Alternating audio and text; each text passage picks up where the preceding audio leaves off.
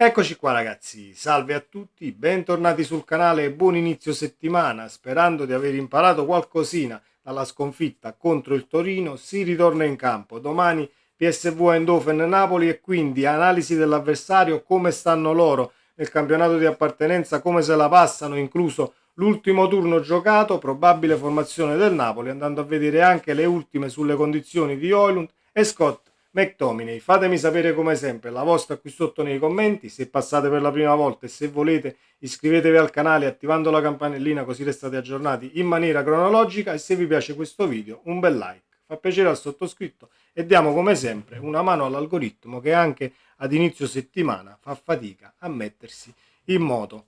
Detto questo, il PSV Eindhoven come se la passa nel campionato in Eredivisie? Il PSV Eindhoven in Eredivisie è secondo, 9 partite giocate, secondo dietro al Feyenoord, 3 punti dietro, 9 partite giocate, 27 gol fatti e 12 subiti, 7 vittorie, un pareggio e una sconfitta. Nell'ultima uscita contro i Go Ahead Eagles fanno registrare un XG molto ma molto alto, un 3,48 di gol attesi, 5 grandi occasioni, 24 tiri totali, una parata per quanto riguarda il PSV Eindhoven, quindi dominata per quanto riguarda i numeri la partita, 6 calci d'angolo, 7 falli, possesso palla in favore del PSV Eindhoven ed è una squadra che predilige comunque il giocare palla a terra, predilige la fase offensiva e quindi non credo domani sera di trovare una squadra arroccata completamente lì dietro, ma mi auguro che sarà una partita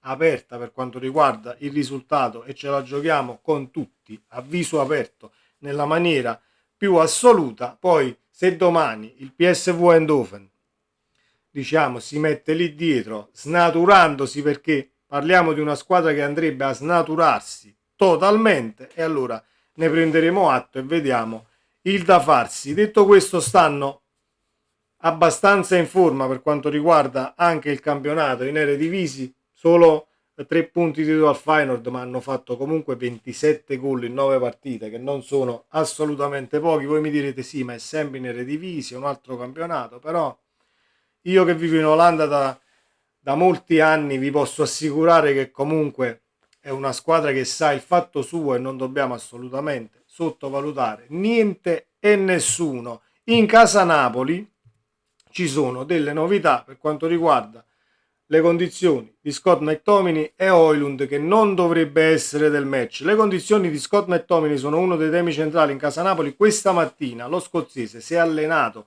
con il resto del gruppo nella rifinitura, ma la caviglia ad un certo punto della seduta è tornata ad infastidire il centrocampista. In questi minuti si sta decidendo se rischiarlo o meno in vista della trasferta di Eindhoven.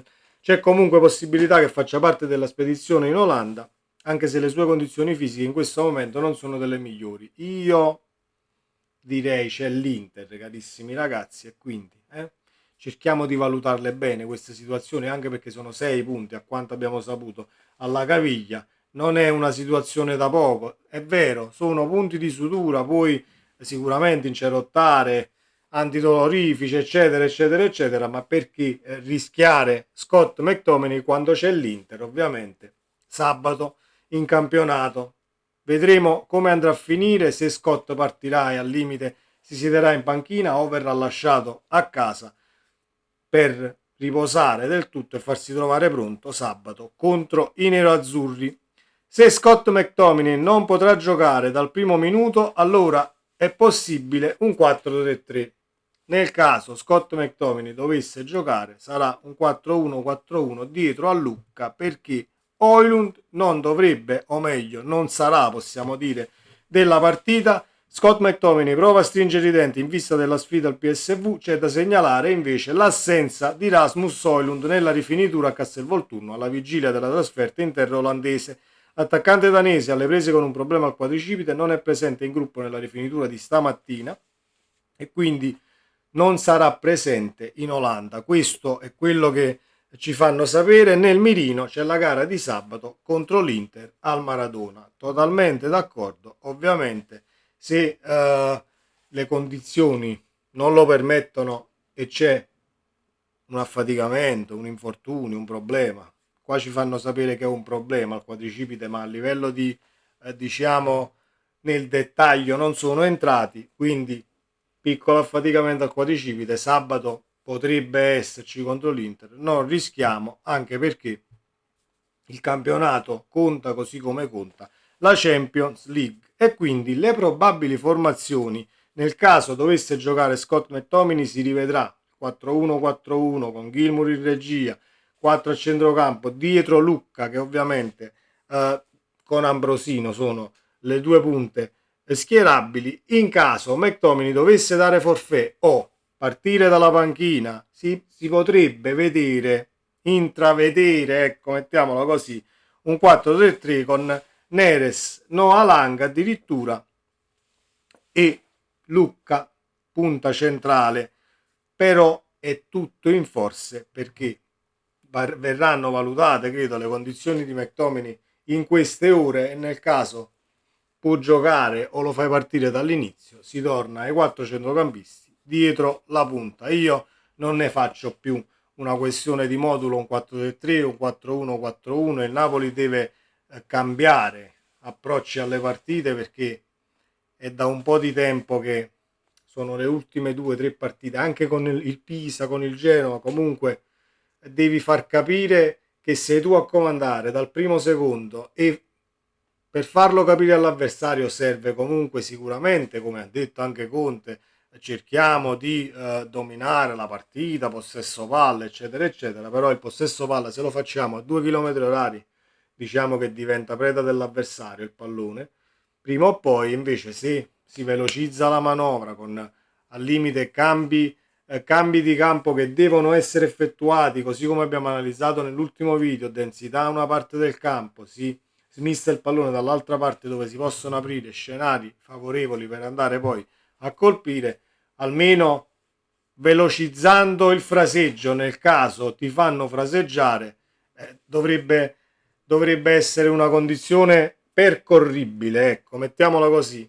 Poi, come appena detto, il PSV, squadra che gioca palla a terra e predilige la fase offensiva con, diciamo, scambi 1-2, giocare, non voglio dire proprio a un tocco, però in maniera abbastanza rapida, potrebbe essere una partita molto aperta e quindi senza vivere, ecco, quella condizione del pullman arroccato nella propria metà campo e andare a sbattere poi sempre contro un muro, perché dovresti in quel caso velocizzare non poco la manovra e imbucare poi per vie centrali tentando qualche passaggio di fino, qualche tocco di fino per trovare la punta, scavalcare al limite la linea di difesa avversaria. Non credo che vivremo una partita del genere così bloccata, anzi sarà sicuramente una partita a ritmi Champions, così come piace al sottoscritto. Detto questo, alla fine di questo video, e mi auguro che qualcuno ci sia arrivato, vorrei sapere perché si è andati al VAR per il rigore al Milan, ma per il semplice fatto che manca un rigore al Bologna contro il Milan, eccetera, eccetera. Ci fu, diciamo, la tibia quasi per terra di Scott McTominay nello scontro con i rossoneri, e quella fu una decisione da campo. Il VAR non poteva intervenire, questo è quello che ci fecero sapere, mentre ieri non è più una decisione da campo, chiamata al VAR, si dà il rigore e il Milan si prende i 3 punti. Non ne faccio una questione dei 3 punti, non ne faccio una questione il Milan è primo sopra tutti, eccetera, eccetera. Io ne faccio sempre la stessa questione, perché non c'è mai uniformità di giudizio. Io vorrei solo saperlo. Noi gli episodi ce li segniamo tutti ed è giusto che sia così, perché in Italia ovviamente così è la situazione. O ti segni tutto quello che c'è da segnare, perché poi molti dimenticano, ma noi su questo canale dimentichiamo ben poco, sia io che tutta la community che mi segue. Speriamo di vedere dal punto di vista arbitrale qualcosa di più roseo, ecco, in Serie A, visto che da inizio anno non sto parlando solo di Napoli, delle grandi, eccetera, eccetera, sto parlando anche di partite arbitrate veramente una schifezza, anche per quanto riguarda Genoa, Parma, Como, tutta la Serie A.